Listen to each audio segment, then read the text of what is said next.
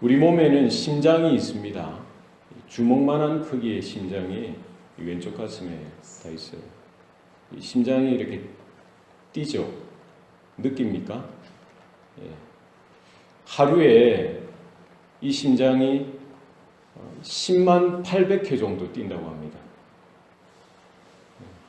심장이 이렇게 뛰면서 펌프와 같이 온몸에 피를 보내주는 거예요. 그러면 이 심장에서 출발한 피가 온몸에 피가 이렇게 돌면서 다시 또 심장으로 들어오고 이렇게 하는 거예요. 그래서 동맥을 통해서 그리고 이 온몸에 피가 이렇게 전해지고요. 혈관들이 있죠.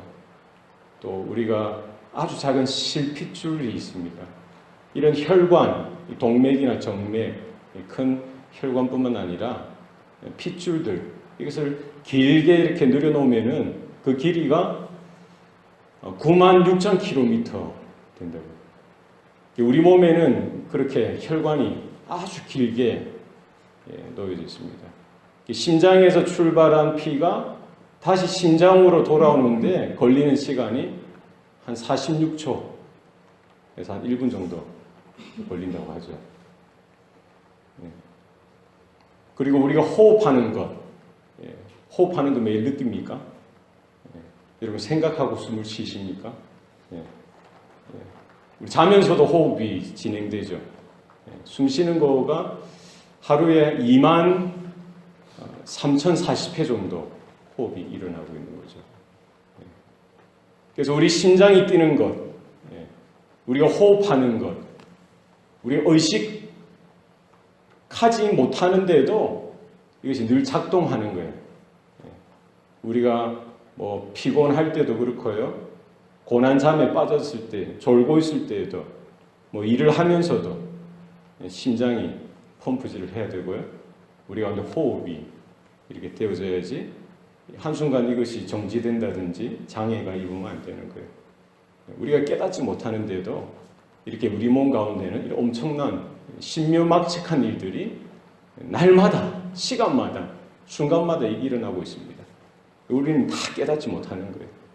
하나님께서 창조주 되셔서 우리를 그렇게 아주 신기하게, 신비하게, 신묘막측하게 우리를 지으시고 또 그렇게 존재하도록 만들어주신 줄로 믿습니다.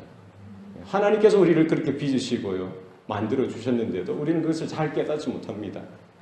언제 깨닫습니까? 심장에 문제가 생기면 그때 깨닫게 됩니다. 호흡하는데 문제가 생기면 그때 깨달아요. 야, 내가 일상 가운데 평상시에 범사에 그렇게 지냈던 것이 우연이 아니었구나. 하나님의 은혜였구나. 하나님의 도우심이었구나. 우리가 아프고 나면은 문제가 생기고 나면은 그때야 그 시절 그때가 참 하나님께서 나를 사랑하시고 나를 붙들어 주시는 은혜가 있었구나라고 깨닫게 되어지는 것이죠. 우리는 늘 언제나 이 하나님의 은혜를 잘 모릅니다. 많이 아는 것 같지만 뭐 1만 분의 1000만 분의 1이라도 알겠어요? 수십억 수조 분의 1이라도 우리가 깨달을 수 있겠습니까? 너무나 놓치고 흘러 지나가는 하나님의 은혜가 그렇게 많더라는 것입니다. 우리 신앙의 삶 가운데에 하나님의 은혜를 발견하고 깨닫고 하나님 앞에 감사하는 성도의 삶이 되시기를 바랍니다. 교부신학자인 크리스토스톰이 말하기를 가장 근본적인 죄는 감사하지 못하는 죄다는 것.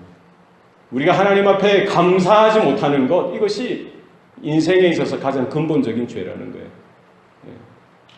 영국 속담에 지옥에는 불평, 불만하는 사람들로 가득 차 있고 천국에는 감사하는 사람들로 가득 차 있다는 거예요. 우리의 삶의 뚜껑을 한번 열어보시기 바랍니다. 불평이 더 많습니까? 감사가 더 많습니까? 우리 신앙의 삶 가운데 불만하는 모습이 많습니까? 하나님의 은혜를 날마다 발견하고 감사하는 모습이 많습니까? 우리가 하나님 앞에 감사로 기뻐하고 감사로 하나님 앞에 날마다 나아가는 저와 여러분의 삶이 되시기를 바랍니다. 오늘 시편 65편 기자는 하나님의 구원하심에 대해서 노래합니다. 하나님께서 내 죄를 사하여 주신 그 은혜에 대해서 노래하죠. 거기에서 멈추지 아니하고 범사의 일상적인 삶 가운데 하나님께서 나에게 베풀어 주신, 우리 가정 가운데, 우리 공동체 가운데 베풀어 주신 하나님의 은혜를 노래하고 있습니다. 우리가 하나님의 자녀로 거듭난 것, 하나님의 백성으로 거듭난 것, 죄와 사망의 자리에서 건져주시고 하나님의 거룩한 자녀, 하나님의 거룩한 백성 삼아주신 것, 이 사실에 우리는 감사할 수 있기를 소원합니다. 그러나 거기에 멈춰서는 안 돼요. 우리가 살아가는 모든 일상의 삶 가운데에서, 우리 범사의 삶 가운데서도 하나님은 우리를 지키시고 우리를 보호하시고 우리를 향하신 그 하나님의 한량없는 그 은혜를 발견하고, 하나님의 풍성하신 그 은혜를 발견하고 우리가 감격하고 감사하여서 오늘 시편 기자와 같이 감사를 노래하는 저와 여러분 성도들의 삶이 되시기를 축원합니다. 오늘 본문에 보면은 시편 기자가 무엇을 인하여 하나님 앞에 감사하고 있습니까? 9절 말씀에 보면은 땅을 돌보사. 뭐를 돌봐요? 땅을 돌보시는.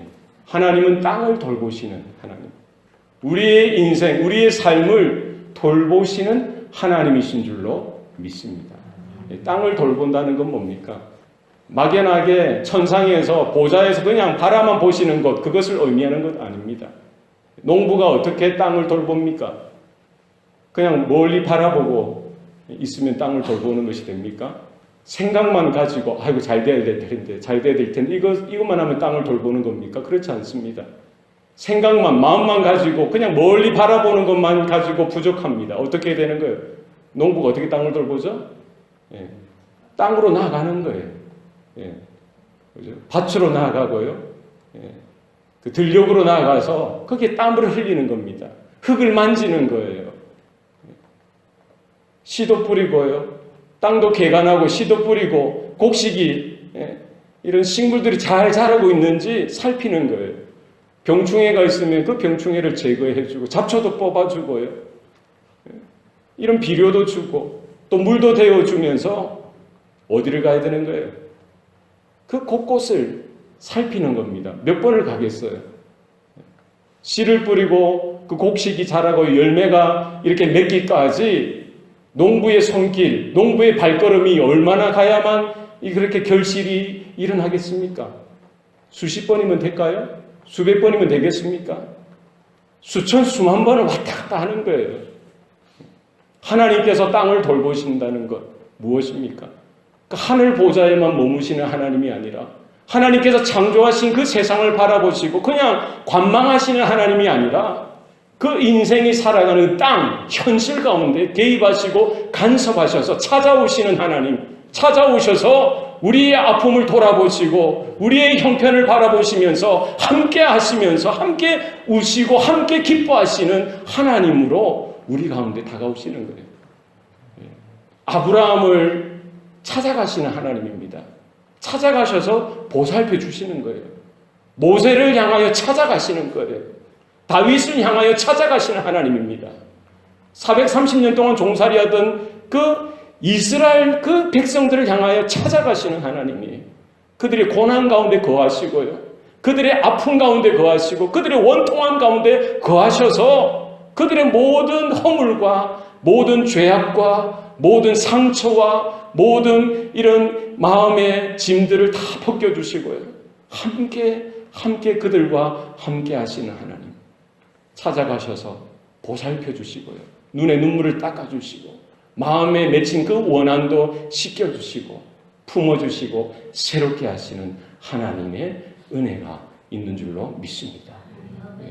바로 그 하나님께서 찾아오신 거예요. 말씀이 육신이 되사 우리 가운데 거하셨던 거예요.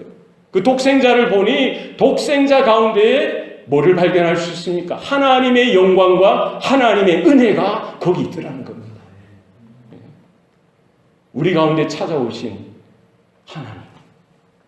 우리의 아픔 가운데, 우리의 현실 가운데 찾아오셔서 날마다 우리에게 권면하시고 격려하시고 축복하시고 하나님의 자녀요 하나님의 백성으로 거룩한 성도로 세워지도록 날마다 우리 옆에서 우리 안에서 우리의 앞과 우리의 뒤에서 늘 언제나 함께 품어주시는 은혜의 하나님인 줄로 믿습니다. 그 하나님께서 무엇을 하십니까? 물을 대어 심히 윤택하게 하시며 하나님의 강에 물이 가득하게 하셨다는 거예요. 팔레스타인 땅은요, 중동 지역에 있어요. 중동 지역에. 열사의 땅이라고 하죠. 태양빛이 얼마나 강렬한지. 그러니까 대부분이 척박한 땅입니다. 사막이고요. 광야예요. 우리도 마찬가지죠. 조금 더 동쪽으로 들어가면 들어갈수록 이 사막, 광야가 있는 거예요. 물이 없이는 땅이 바짝바짝 말라서요. 흙먼지가 일어나고요. 땅은 딱딱하게 굳어있는 그런 모습인 것이죠. 그 땅, 그 메마른 땅에 하나님께서 뭐를 주시는 거예요? 물을 대어 주시는데 심히 윤택하게 하신다는 거예요. 하나님의 강에 물이 가득하게 하신다는 겁니다. 10절 말씀에 보면 주께서 밭고랑에 물을 어떻게 해요? 넉넉하게 대어 주시는 거예요. 하나님은 하나님의 자녀들에게 은혜를 주시는데 찔끔찔끔 조금씩 주시는 하나님이 아니라 넉넉하게 부어주시는 하나님인 줄로 믿으시길 바랍니다. 하나님의 은혜는 강수와 같이 폭포수와 같이 하나님의 택한 자녀들을 향하여 구원의 폭포수와 같은 은혜를 부어주시고요. 부흥의 폭포수와 같은 은혜를 부어주시는다는 겁니다. 우리가 그 은혜를 받아야 돼요. 하나님의 은혜를 우리가 받아야 됩니다. 우리가 은혜 없이는 하루가 뭡니까? 1분 1초도 제대로 설 수 없는 존재입니다. 악한 사단 마귀가 우는 사자와 같이 하나님을 대적할 뿐만 아니라 교회를 넘어뜨리고요. 목회자를 시험하고요. 중직자들을 유혹하고요. 성도들을 넘어뜨리려고 하는 거예요. 우리가 무엇으로 그런 영적인 전쟁에서 이길 수가 있겠습니까? 목사라는 타이틀이 그것을 지켜줍니까? 선교사라는 타이틀이 그것을 지켜줘요? 장로라는 타이틀이 그것을 지켜줍니까? 여러분 착각하지 마세요. 한순간도 하나님의 은혜가 끊쳐지면은 우리의 심령은 바싹바싹 말라가고요. 먼지가 풀풀 나고요. 마음이 강팍하고 완악하여져서 하나님의 은혜가 뭡니까? 사랑이 뭡니까? 마음이 강팍해지는 거예요. 불평이 거기에서 일어나는 겁니다. 원망이 거기에서 일어나는 거예요. 갈등이 거기에서 일어나는 겁니다. 질투가 거기에서 일어나고요. 시험거리가 거기에서 발생하는 겁니다. 우리에게 뭐가 필요합니까? 하나님의 은혜가 필요한 줄로 믿습니다. 내 안에서 그것이 없어요. 내 안에 그것이 그 하나님의 은혜의 강수가 없습니다. 누가 주셔야 돼요? 하나님이 나에게 물을 대어 주셔야 돼요. 심히 윤택하도록 하나님의 준비하신 그 강, 거기에 가득 물이 넘쳐서요.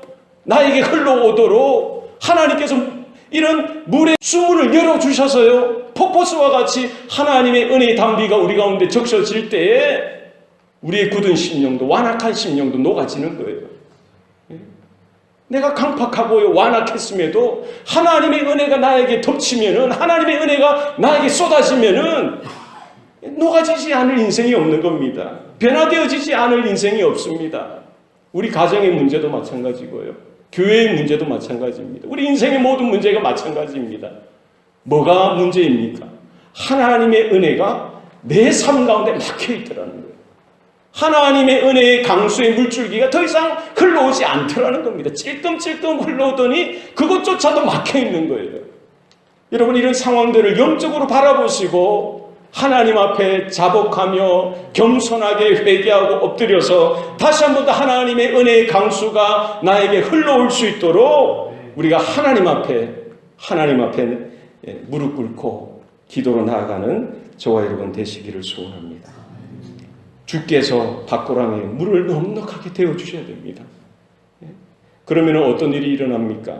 10절 말씀에 그 이랑을 평평하게 하시며 또 담비로 부드럽게 하시고 그 sak에 복을 주시나이다. 하나님의 은혜의 강수가 우리의 10년 가운데 흘러올 때요.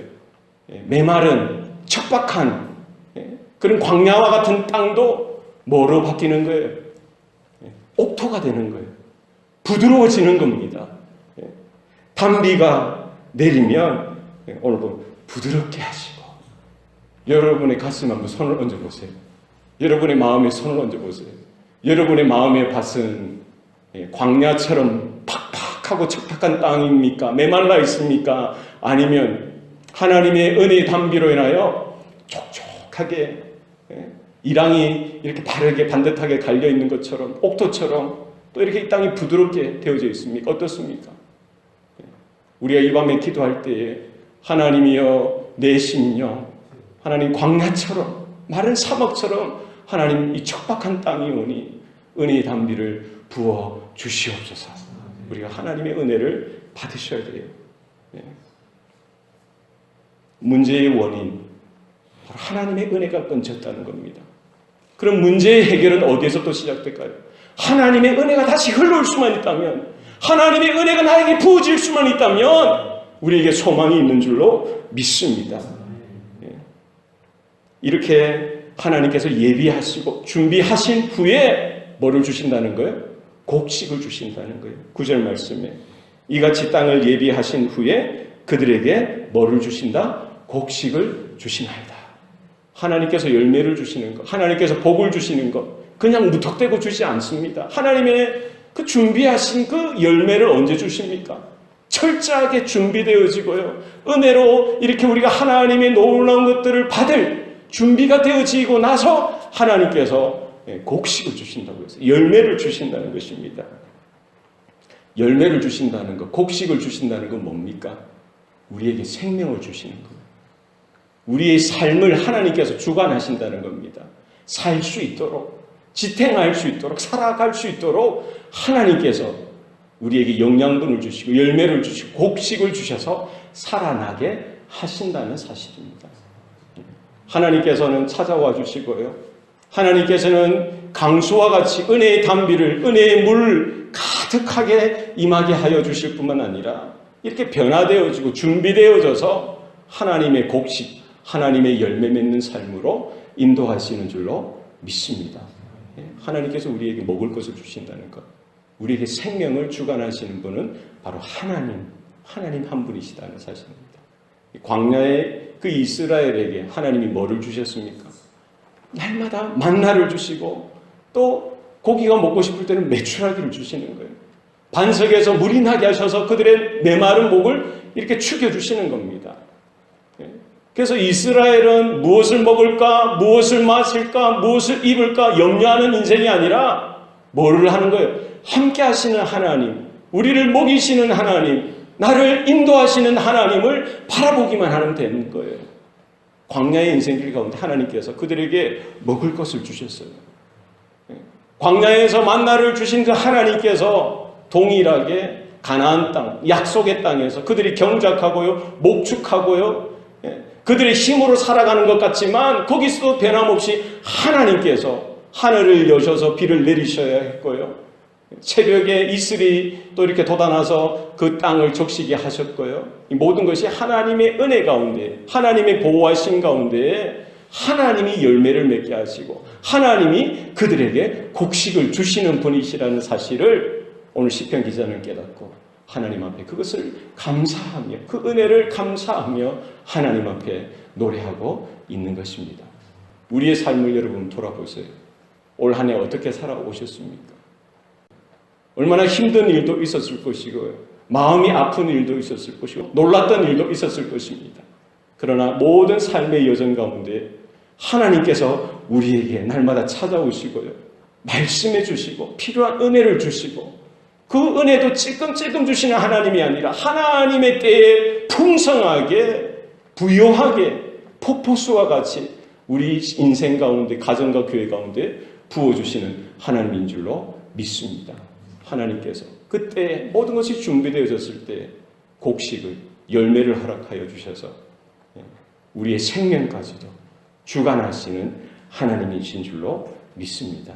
우리가 한 해를 돌아보는 시절이지 않습니까? 추수 때 우리가 어떻게 살아왔는지 우리 손에 들려진 것이 무엇인지, 우리 마음에 남겨진 것이 무엇인지 확인하면서 무엇을 발견해야 됩니까? 무엇을 발견하셔야 합니까?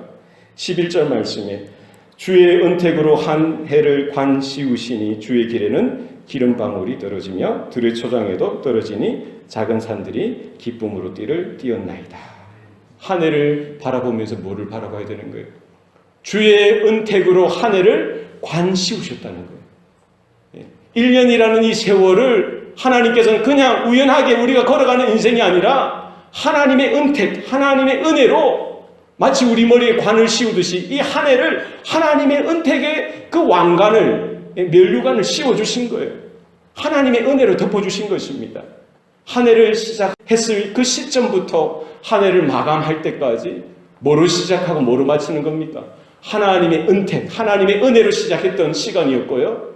하나님의 은혜로 마무리 짓는 우리의 인생이더라는 겁니다. 삶의 모든 시간, 모든 삶의 구비구비마다 하나님의 은혜가 묻어나지 않은 곳이 없다는 사실을 우리는 발견하고 오늘 시편 기자와 같이 감사하며 즐거워하며 기쁨으로 감사를 노래하는 성도들 되시기를 축원합니다.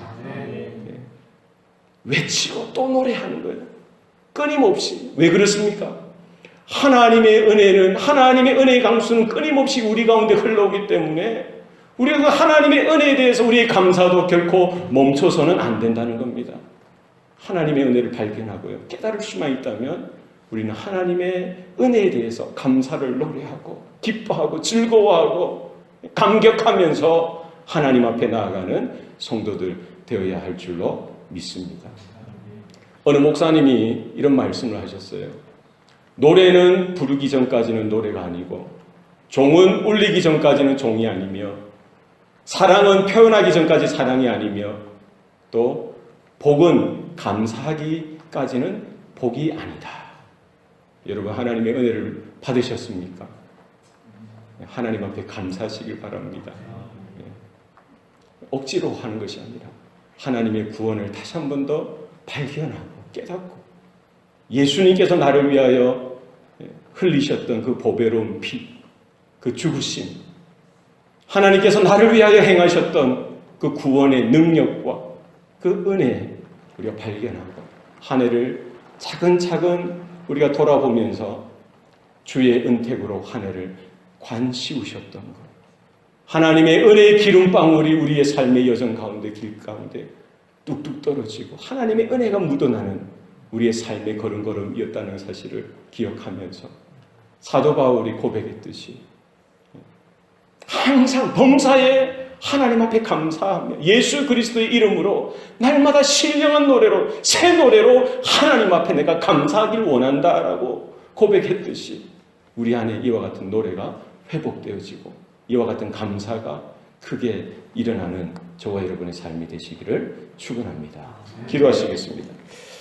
살아계신 아버지 하나님, 오늘도 우리에게 구원의 은총을 베풀어 주시니 감사합니다. 2017년 한 해를 또 믿음으로 돌아볼 때에 주의 은택으로 한 해를 간 씌우셨던 그 하나님의 손길을 발견합니다. 싹이 일어나는 것도 하나님이 복을 주셨기 때문에 가능하다는 사실을 깨닫게 하셔서 우리의 삶의 모든 순간, 모든 시간마다 하나님의 은혜를 발견하고 하나님 앞에 감사로 노래할 수 있는 성도들 되게 하여 주시옵소서. 믿음이 회복을 얻게 하시옵소서. 감사가 회복을 얻게 하여 주옵소서. 하나님 앞에 예배로 새로운 놀라운 감격으로 감사로 나아가는 주의 교회, 주의 성도들 되게 하여 주시옵소서. 감사드리고 예수님 이름으로 기도합니다. 아멘.